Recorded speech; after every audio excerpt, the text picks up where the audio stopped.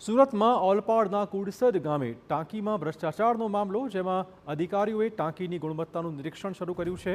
ટાંકી વિશે સ્થાનિકો અને અધિકારીઓ વચ્ચે વિવાદ પણ થયો હતો। નવનિર્મિત ટાંકીનું પ્લાસ્ટર ઉખડી જતા ભ્રષ્ટાચારના આક્ષેપ લગાવાયા છે। સમગ્ર ટાંકીની ગુણવત્તાનું નિરીક્ષણ હાથ ધરાયું છે।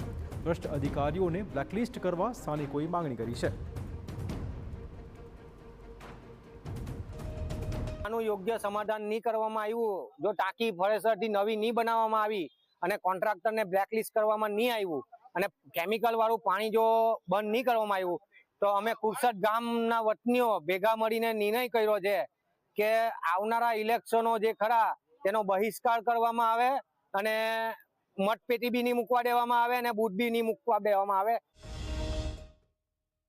નિર્મિત ટાંકીનો કઠેડો અને સીડીનો વિડીયો સામે આવ્યો હતો, જેમાં હલકી ગુણવત્તાની કામગીરીની પોલ ખુલી ગઈ હતી।